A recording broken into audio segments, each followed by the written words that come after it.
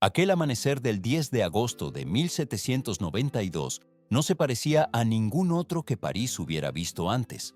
Desde las primeras luces, cuando la bruma todavía abrazaba los tejados y las sombras parecían surgir de cada esquina, el Palacio de las Tullerías despertó con un estremecimiento que ningún cronista olvidaría jamás. Las campanas repicaban con una urgencia casi feroz, como si anunciaran no solo peligro, sino el fin de un mundo entero. Yo, testigo de aquella época convulsa, puedo decir que jamás escuché un sonido tan cargado de presagio. Eran tañidos que no llamaban a la oración, sino al caos. Dentro del palacio, la familia real se levantó sobresaltada, consciente de que el destino ya no les pertenecía. 3 años antes, la reina María Antonieta había reinado rodeada de esplendor, protocolos y lujos que parecían destinados a durar generaciones. Ahora se mantenía detrás de puertas atrancadas, escuchando cómo la ciudad que una vez la aclamó avanzaba hacia ella con furia contenida. Allí, en ese momento, la mujer que había sido símbolo de realeza comenzó a sentir cómo su identidad se deshacía como un estandarte que se deshilacha al viento.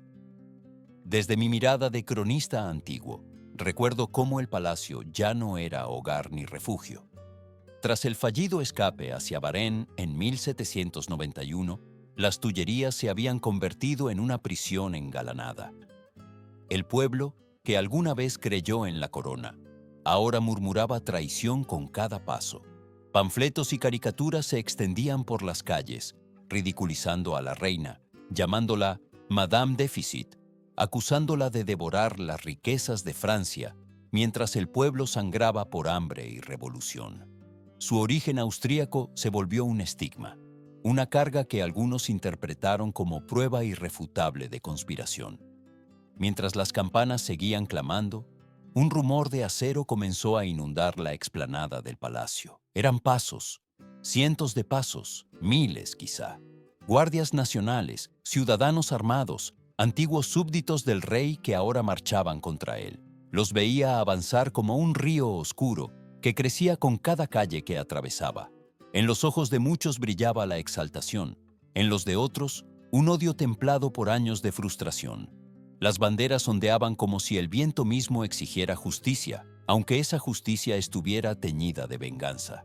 María Antonieta, encerrada en sus pensamientos, debió comprender que aquel amanecer sellaba el final. Y no el final de su día, sino el final de su mundo. El orden divino que sustentaba a las monarquías europeas comenzó a resquebrajarse bajo el peso del clamor popular.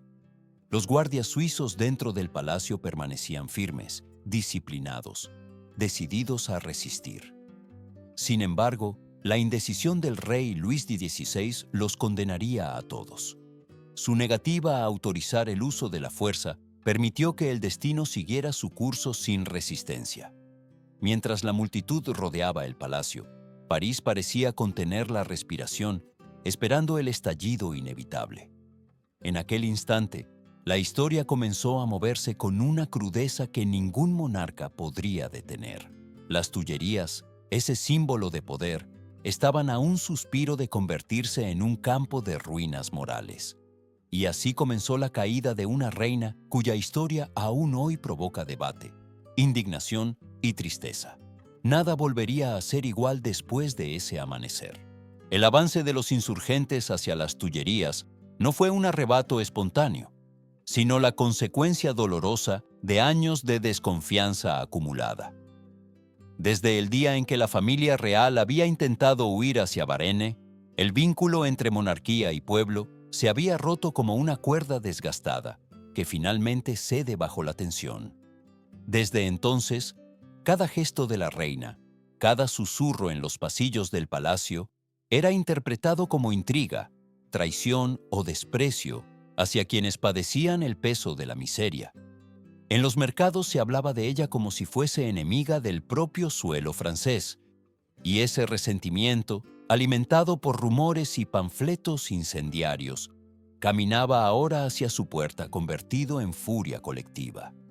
Los guardias suizos, disciplinados como guerreros ancestrales, se mantuvieron firmes en sus posiciones, conscientes de que el destino del reino pendía de su resistencia. Su lealtad era inquebrantable, casi ritual, como si defender al rey fuese una misión sagrada. Pero todo su valor se estrellaba contra un obstáculo que nunca imaginaron: la indecisión paralizante de Luis XVI, aquel monarca cuya voz podía haber cambiado el curso de los acontecimientos. Se mantuvo atrapado entre la duda y el temor. No quiso derramar sangre para salvar su trono, y con ello condenó a quienes estaban dispuestos a derramar la suya por él. Recuerdo, como si aún escuchara el eco, cómo la multitud rompió finalmente la resistencia exterior. Los insurgentes, alimentados por una mezcla de indignación y esperanza revolucionaria, penetraron en el palacio como un torrente desbordado. El choque fue brutal. Los pasillos que antes estaban adornados con mármol y tapices resonaron ahora con los gritos de combate, los pasos descontrolados y el entrechocar de armas. Decenas de guardias cayeron. La sangre manchó las piedras frías como si quisiera dejar un testimonio imborrable de la jornada. Aquel lugar de ceremonias solemnes y banquetes se convirtió en un escenario de derrumbe moral. Mientras el palacio ardía en caos, la monarquía se desmoronaba en silencio. Ese mismo día, la asamblea suspendió oficialmente el poder del rey. Las últimas murallas simbólicas que lo protegían se deshicieron sin misericordia. La familia real, rodeada por una escolta armada, fue trasladada al Temple, una fortaleza medieval que durante siglos había guardado secretos de la Orden del Temple y que ahora custodiaría a quienes alguna vez gobernaron Francia. Era un encierro que tenía sabor a destino inexorable. La reina dejó de ser tratada como soberana, dejó incluso de ser vista como mujer. Se convirtió, a ojos del pueblo y de los revolucionarios, en un símbolo que debía ser derribado. En la mirada de quienes observaban el traslado, podía leerse tanto la victoria como la crueldad. Algunos afirmaban que la caída de la reina era justicia poética, un acto necesario para derribar la tiranía. Otros, en cambio, comenzaban a notar que la revolución, en su hambre de justicia, estaba empezando a devorar más que cadenas. Devoraba vidas, sentidos, certezas. Aquella contradicción flotaba en el aire como un presagio del horror que vendría. María Antonieta, con el rostro frío como una estatua rota, entendió entonces que ya no quedaba ningún refugio. La Tullerías no era más que una ruina moral. El Temple sería el camino hacia su destino final. Desde ese día, la reina dejó de caminar hacia el futuro y comenzó a caminar hacia su sentencia. La noche del 2 de agosto de 1793 fue una noche que ningún guardia, ningún funcionario y ningún prisionero olvidaría jamás. Cuando los hombres de la Comuna de París irrumpieron en el Temple para anunciar la transferencia de la reina, no lo hicieron con solemnidad ni respeto, sino con la frialdad mecánica de quienes llevan un mandato cuyo final ya está decidido. María Antonieta entendió, al ver aparecer esas figuras en la penumbra, que ya no era reina, ni siquiera una prisionera noble, sino simplemente un cuerpo destinado a ser llevado hacia la sombra definitiva. Su hija, Madame Royale, recordaría años después en sus memorias que su madre la abrazó sin pronunciar palabra alguna, porque cualquier susurro, incluso el más puro, podía ser escuchado por oídos dispuestos a convertirlo en arma. Antes del amanecer, la escolta trasladó a la mujer que había sido símbolo de Francia hacia la Conciergerie, aquella prisión ubicada en la Ile de la Cité, que muchos, incluso antes de la Revolución, llamaban la antesala de la guillotina. Era un lugar construido más para quebrar almas que para encerrar cuerpos.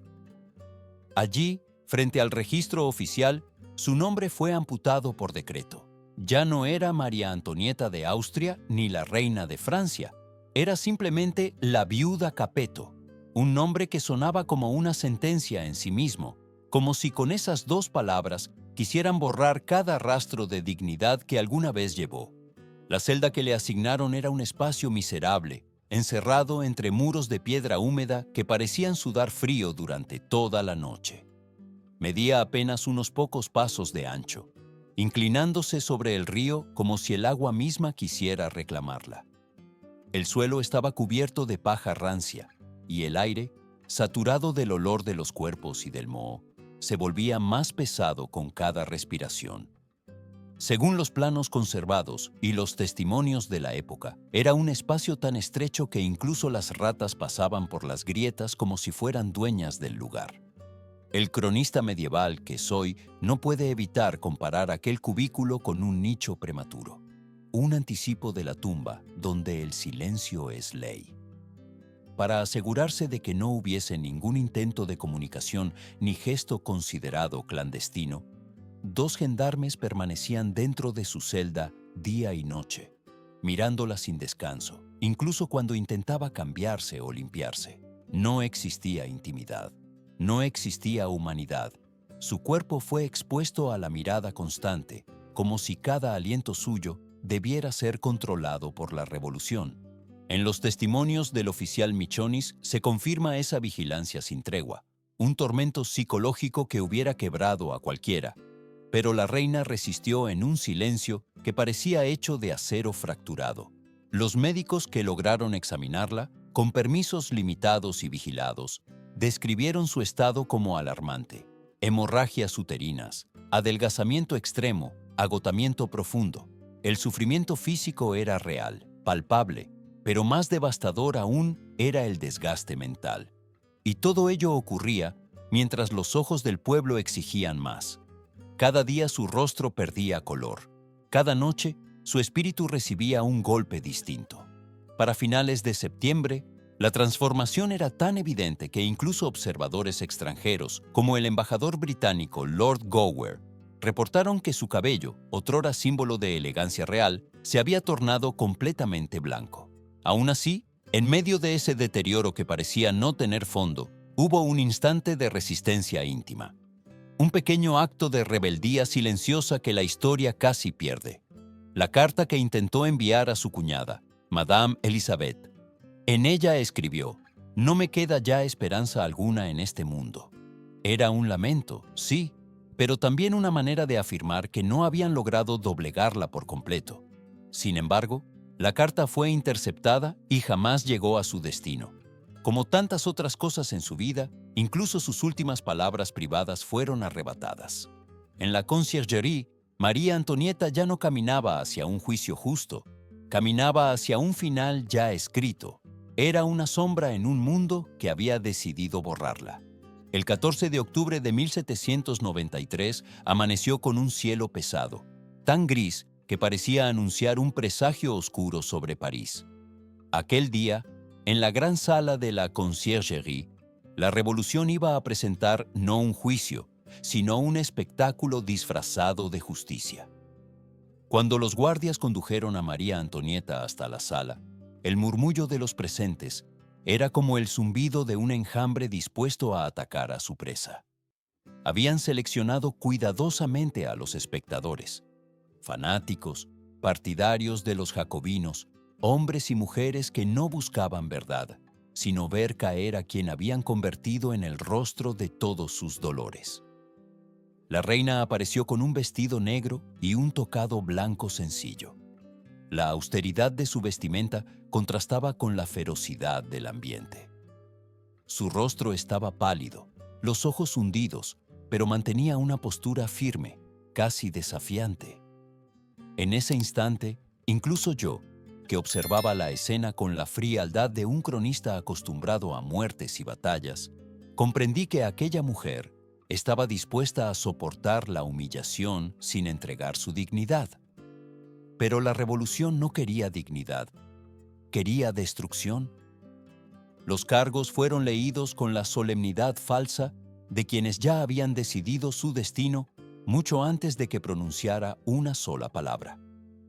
La acusaban de traición, de conspirar con potencias extranjeras, de coordinar complots para restaurar el poder real. Cada acusación era una piedra lanzada contra una figura que llevaba años siendo demonizada en panfletos y reuniones populares. Muchas pruebas estaban incompletas, tergiversadas o basadas en rumores. Pero nada de ello importaba. La sala no exigía pruebas, exigía condena. Y entonces llegó el golpe más vil de todos. Fouquier-Tinville, el fiscal despiadado cuya reputación estaba bañada en sangre, pronunció la acusación final: incesto con su propio hijo, el pequeño Louis Charles. Aquella palabra cayó sobre la sala como un rayo, arrancando suspiros, risas nerviosas y gritos de aprobación. Era una atrocidad tan grave que incluso entre los revolucionarios hubo quienes sintieron un escalofrío de incomodidad. ¿Hasta dónde llegaría la sed de venganza del pueblo? ¿Era necesario tocar lo más sagrado para destruir por completo a una mujer? María Antonieta escuchó la acusación sin pestañear, pero en su interior algo debió romperse. Y sin embargo, no respondió con ira ni con lágrimas. Lo hizo con una frase que aún hoy atraviesa los siglos: apelo a todas las madres. Esas 6 palabras hicieron temblar la sala, no porque despertaran compasión, sino porque desnudaban la monstruosidad del cargo. Durante un instante, incluso los enemigos más feroces guardaron silencio, incapaces de sostener la mirada que ella les dirigía. A pesar de todo, el juicio siguió adelante como una máquina implacable. Presentaron como evidencia la llamada Armoire de Fer, un cofre de documentos encontrado en las Tullerías, que supuestamente contenía pruebas de su conspiración. Pero muchos de los papeles eran ambiguos o no tenían relación directa con ella. La defensa fue mínima. No se le permitió llamar a testigos. No se investigaron contradicciones. Era un ritual, un sacrificio político disfrazado de proceso legal. Después de 2 días de interrogatorios, susurros, gritos y acusaciones, el jurado regresó con el veredicto que todos esperaban: muerte por guillotina. María Antonieta recibió la sentencia sin expresión alguna, como si ya lo supiera desde hacía meses, tal vez desde aquella noche en que la arrancaron de su hija. A las 4 de la mañana del 16 de octubre, se leyó el veredicto en su celda. La mujer que había sido reina dejó de ser acusada. Desde ese instante, era solo una condenada. Aquella madrugada no marcó el final del juicio, sino el inicio de su último capítulo, aquel que aún hace temblar a quienes lo recuerdan. La madrugada del 16 de octubre de 1793 llegó con una frialdad que parecía atravesar las piedras mismas de la conciergerie. Los pasos de los guardias resonaron en el corredor como un presagio definitivo. Cuando entraron en la celda, María Antonieta ya no era reina, ni símbolo, ni acusada. Era simplemente una mujer que iba a ser conducida hacia la muerte. A las 7 de la mañana la despertaron, aunque algunos decían que no había dormido en absoluto, que había pasado la noche en una vigilia silenciosa, aguardando el momento en que la historia decidiera arrancarla por fin de un mundo que ya no la quería. Le permitieron cambiarse la ropa por una sencilla camisa blanca, sin adornos, sin dignidad, sin los restos del esplendor que alguna vez la rodeó. Le ataron las manos a la espalda, no porque temieran resistencia, sino porque la revolución quería demostrar que incluso en sus últimos pasos, ella no tendría control sobre su propio cuerpo. En contraste, su esposo, Luis XVI, había sido llevado en un carruaje cerrado cuando llegó el momento de su ejecución. A ella, en cambio, la obligaron a subir a un carro abierto, el mismo en el que transportaban a criminales comunes. Era una humillación deliberada, diseñada para mostrar al pueblo que ni una gota de grandeza sobrevivía en la mujer que alguna vez reinó sobre Francia. El recorrido hacia la Place de la Revolución fue lento, casi ritual.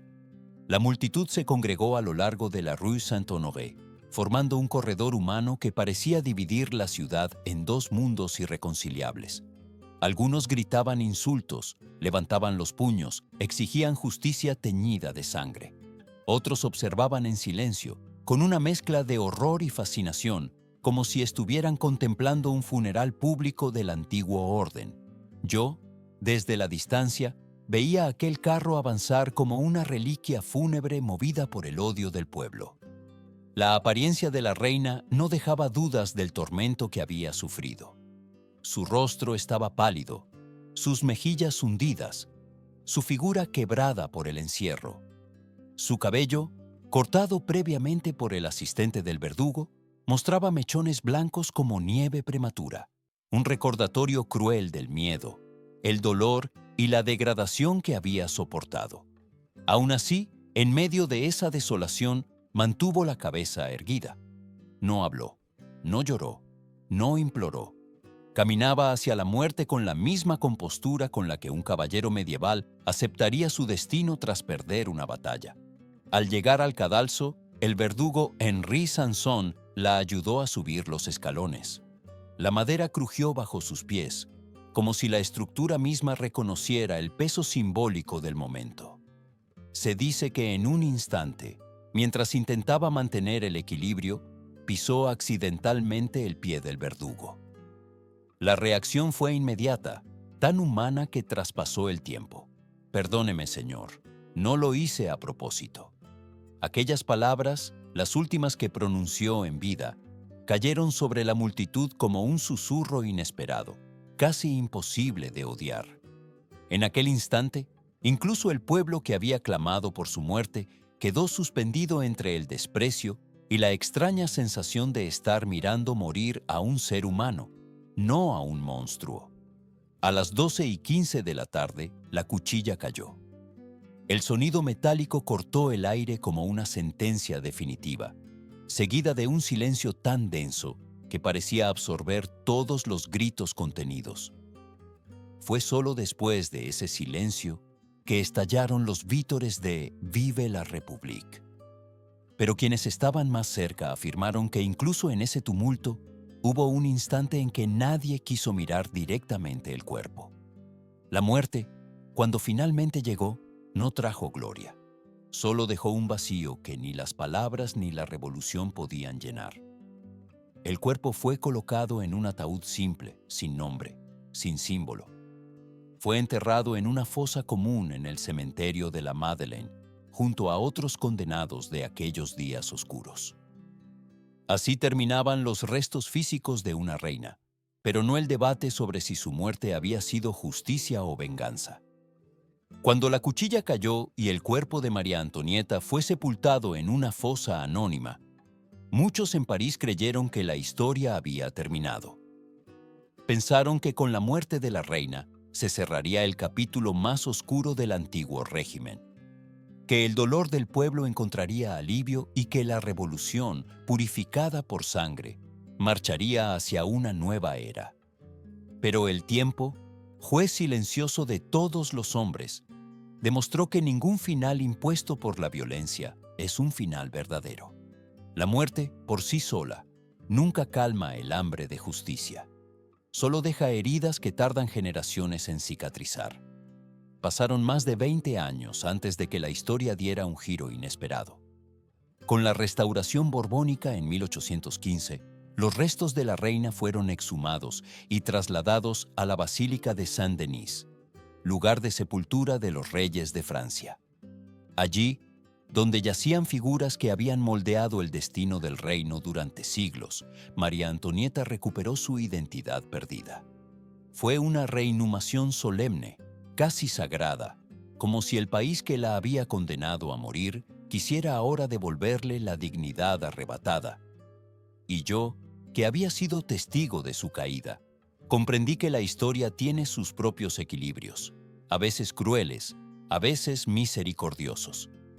Pero incluso este acto final no logró silenciar la pregunta que desde entonces divide a quienes recuerdan aquellos tiempos. ¿Fue su muerte justicia o venganza? Algunos aseguran que era inevitable, necesaria, la única manera de derribar un sistema construido sobre privilegios hereditarios. Otros señalan que la revolución, en su furia, se convirtió en aquello que juró destruir, devorando no solo a una reina, sino a su propia alma. La verdad, como tantas veces ocurre, se halla entre sombras, en esas regiones donde la emoción humana se mezcla con el juicio histórico. Lo que sí es cierto es que el final de María Antonieta dejó una marca imborrable en el espíritu de Francia. Su vida, transformada en símbolo de opulencia para unos y de injusticia para otros, terminó mostrando algo mucho más profundo, que el poder, por grande que parezca, no puede escapar del juicio del pueblo, y que el pueblo, cuando desata su furia, tampoco está libre de caer en excesos que la historia jamás perdona. La revolución sostuvo que su muerte traería libertad, pero lo que trajo fue una reflexión eterna sobre la delgada línea que separa la justicia de la venganza. Y así, al recordar sus últimas palabras, escritas en la carta destinada a Madame Elizabeth la mañana de su ejecución, uno entiende la dimensión humana detrás del mito. Perdono a todos mis enemigos. Muero con la esperanza de que mi muerte una a mis hijos. En esta frase, más sincera que cualquier proclama política, yace la verdad final.